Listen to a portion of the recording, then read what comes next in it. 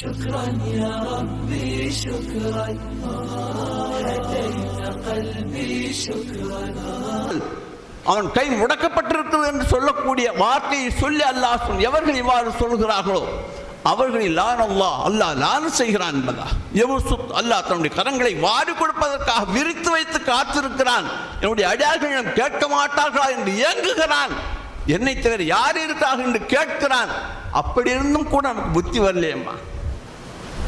எவ்வளவு வேணாலும் கேவலப்படுறதுக்கு தயார். மக்களுக்கு முன்னால அல்லாஹ்வுக்கு முன்னால கேவலப்பட்டு அல்லாஹ் மூலமா காரியம் சாதிக்கிறதுக்கு நாம் விருப்பப்படலையே. காரணம் என்ன?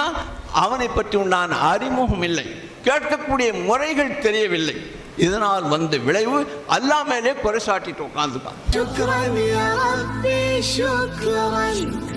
هديت قلبي شكرا نورت دربي شكرا.